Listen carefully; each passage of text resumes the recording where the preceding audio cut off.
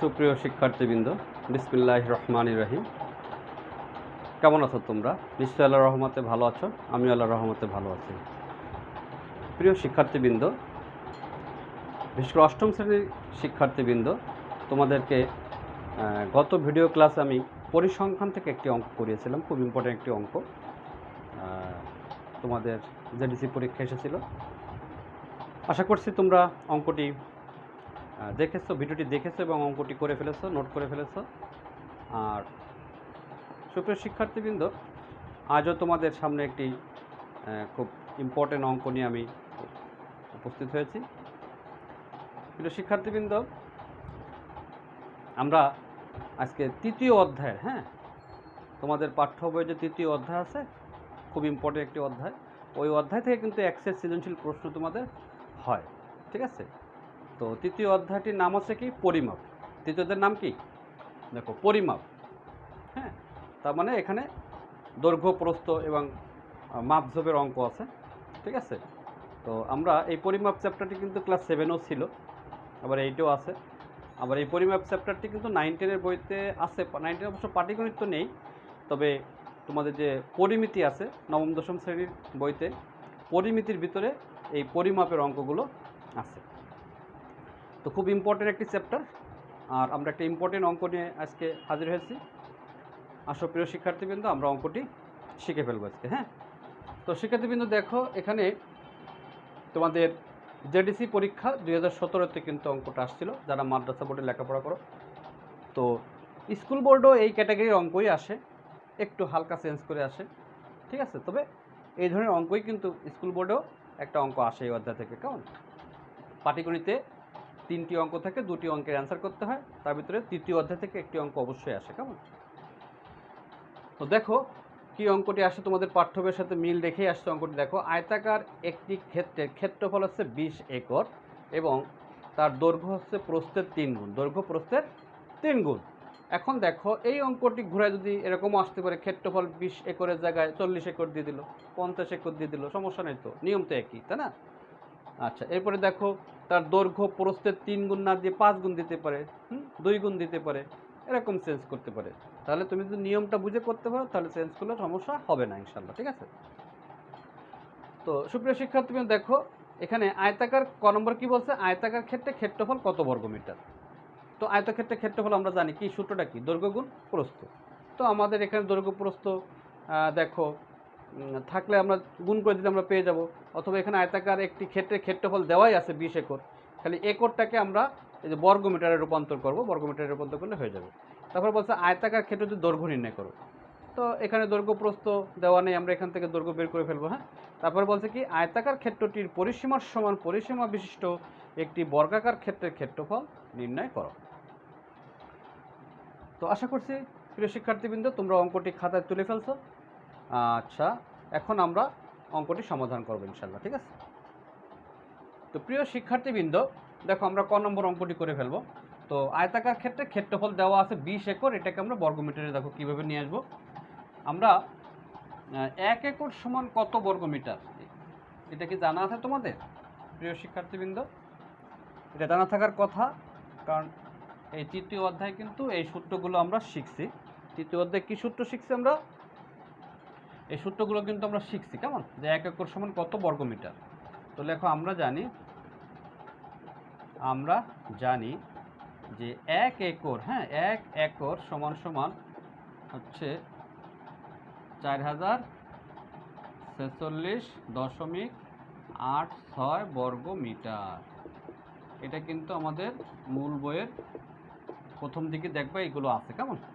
তাহলে আমাদের সুতরাং 20 একর ছিল, তাহলে 20 একর সমান সমান কত? আমাদের ক্ষেত্রফল তাহলে বর্গমিটারে চলে যাবে। কেমন? তাহলে 1 একর তখন থাকবে, যখন 20 বের করতে বলে তখন কী হবে?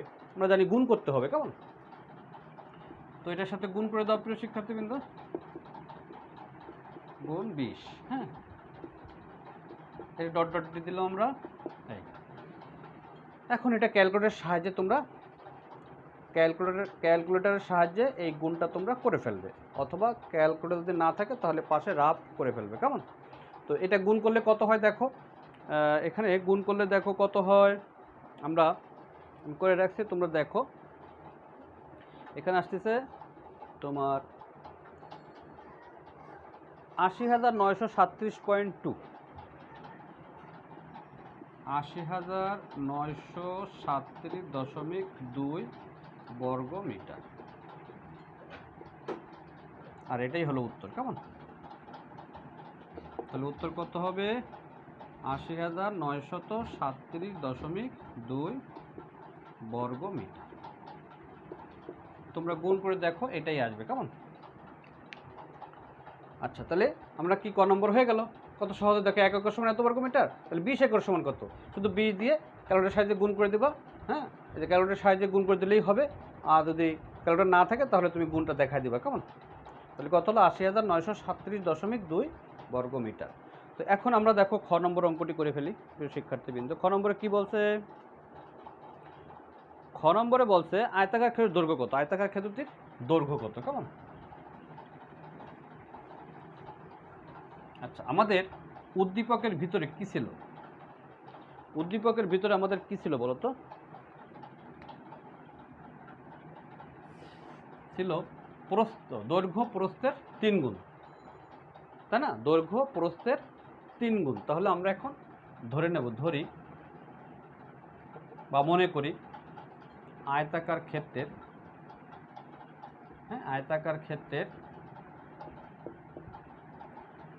প্রস্থ সমান হচ্ছে এক্স বা ক। তুমি ক ধরে করি, আমরা পাটিগণিত যখন ক ধরে করি, ক, ঠিক আছে?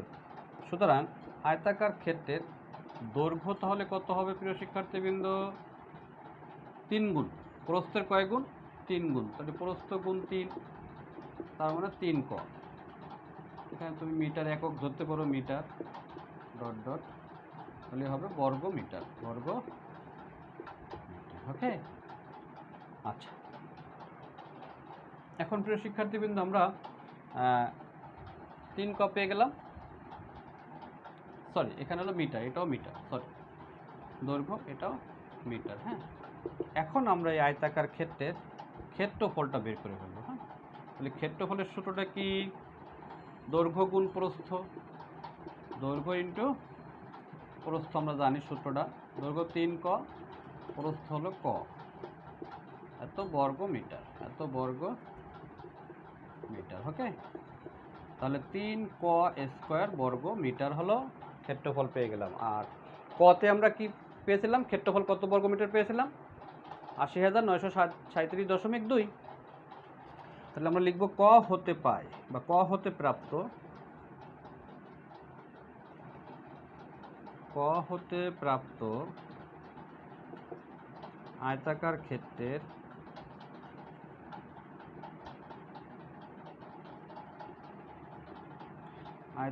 ক্ষেত্রের ক্ষেত্রফল সমান হচ্ছে 80,937.2 বর্গ মিটার। ওকে, এখন দেখো প্রিয় শিক্ষার্থীবৃন্দ, আমরা এখন প্রশ্ন মতে এই 3 ক স্কয়ার সমান সমান এটা লিখে দিতে পারি। তাহলে আমরা কর মান পেয়ে যাব, তার মানে প্রস্থ পেয়ে যাব। তো প্রিয় শিক্ষার্থীবৃন্দ, খাতা তুলে ফেলো তোমরা। দেখো, আমরা ধরেছি আয়তাকার ক্ষেত্রে প্রস্থ ক, হ্যাঁ, দৈর্ঘ্য 3 ক ইন্টু 3, মানে প্রস্থের 3 গুণ, তাহলে 3 ক। আর ক্ষেত্রফল হচ্ছে দৈর্ঘ্য গুণ প্রস্থ 3 ক স্কয়ার। আর ক হতে প্রাপ্ত আয়তাকার ক্ষেত্রে ক্ষেত্রফল এত বর্গ মিটার। বুঝতে পারছো প্রিয় শিক্ষার্থীবৃন্দ? আচ্ছা, এখন আমরা প্রশ্ন মতে লিখে ফেলবো। কেমন? প্রশ্ন মতে 3 ক স্কয়ার সমান কত লাগবে বলতো? প্রশ্ন মতে এই 3 ক স্কয়ার ইকুয়াল 80,937.2 বা ক স্কয়ার সমান সমান 80,937.2 ভাগ কত? 3, বা ক স্কয়ার সমান সমান কত হয় দেখো তো। তোমরা ক্যালকুলেটরের সাহায্যে ভাগটা করে দেখো কত হয়। আমার এখানে করা আছে, দেখি।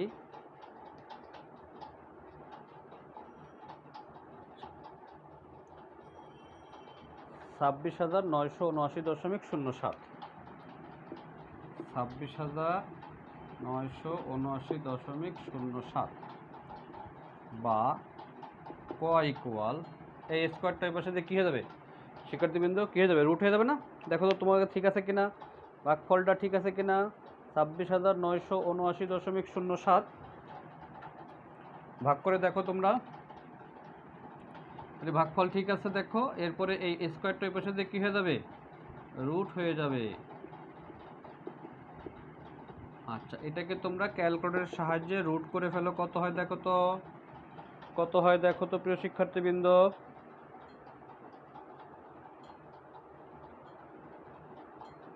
164.25, 164.25 করে ফেলো তোমরা, একটু এটা করে ফেলো ক্যালকুলেটরের সাহায্যে, বর্গমূলটা করে দেখো ঠিক আছে কিনা। হ্যাঁ,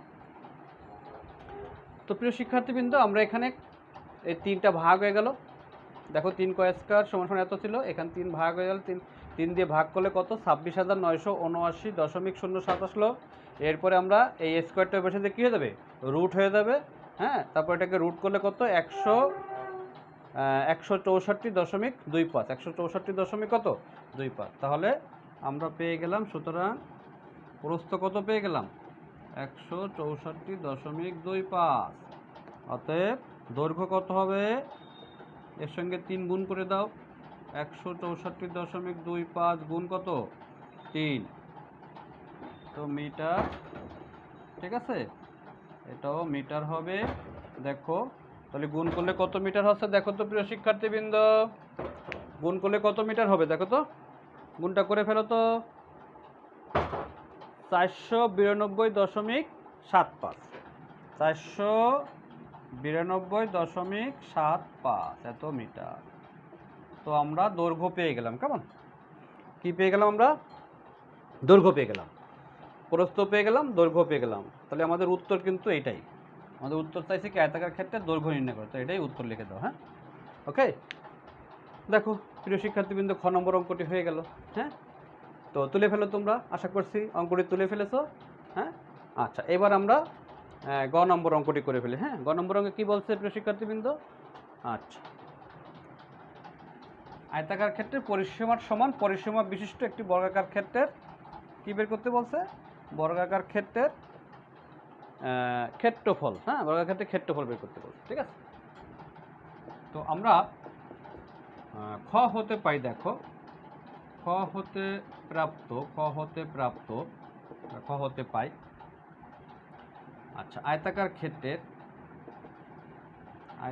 ক্ষেত্রের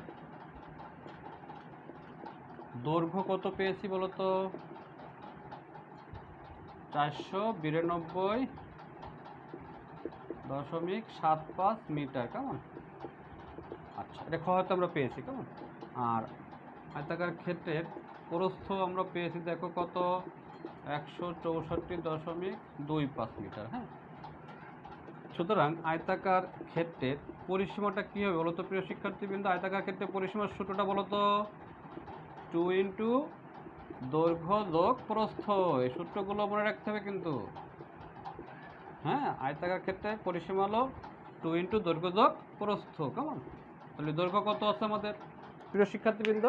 এই পরিসীমার সূত্রটা মনে রাখবো। হ্যাঁ, 2 ইন্টু দৈর্ঘ্য যোগ প্রস্থ, এটা আমরা জানি যে আয়তাকার ক্ষেত্রে পরিসীমার সূত্র 2 ইন্টু দৈর্ঘ্য যোগ প্রস্থ। এখন দৈর্ঘ্য কত? 492.75 ইন্টু 164.25।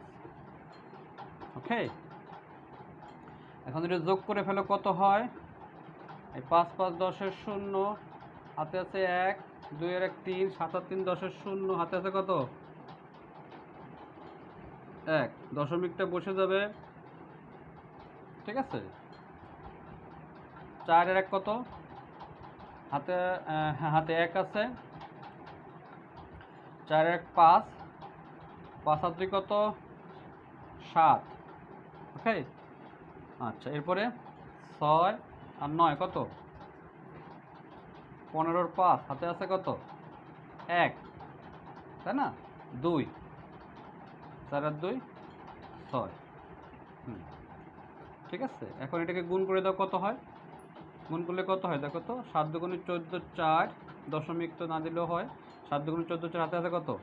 1, 5 দুগুণ 10 আর 1 11, হ্যাঁ, হাতে হাতে 1, 6 দুগুণে 12 আর 1 13, 1314 মিটার হচ্ছে পরিসীমা। হ্যাঁ প্রিয় শিক্ষার্থীবৃন্দ, করে ফেলো তাহলে।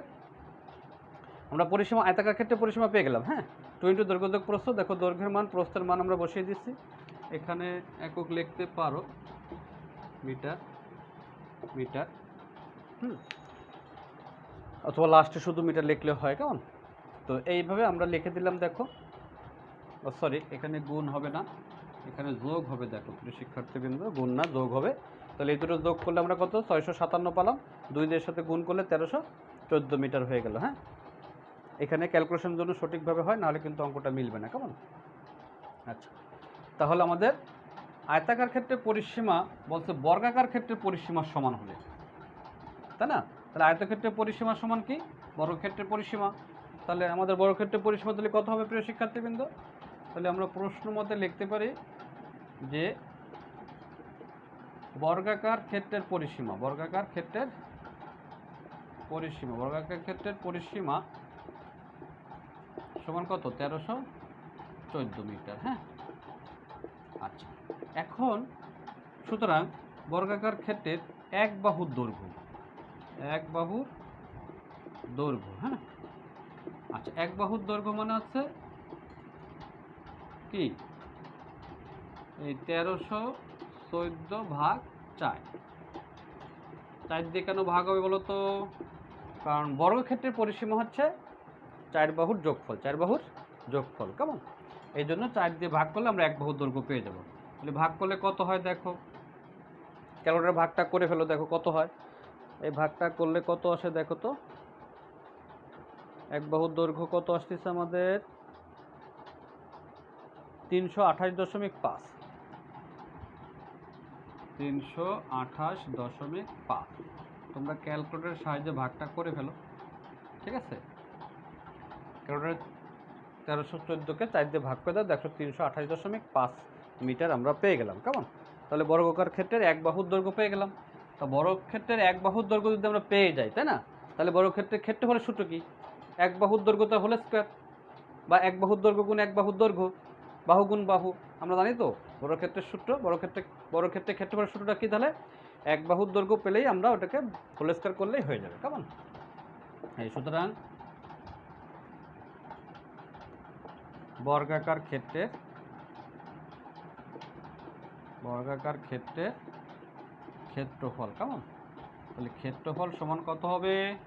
এই 328 গুণ 328.5 গুণ 328.5, কেমন? এত বর্গ মিটার, মানে বাহু গুণ বাহু, বাহু গুণ বাহু। ওকে, ঠিক আছে প্রিয় শিক্ষার্থীবৃন্দ, এটাকে তোমরা ক্যালকুলেটরের সাহায্যে সরাসরি গুণ করে বসাই দিলেও অঙ্কটি হয়ে যাবে। দেখো গুণ করলে গুণফল কত আসে আমাদের এখানে? আসে 10,07,912, 10,07,912.25 এত বর্গ মিটার। আর এটাই হলো উত্তর, কেমন?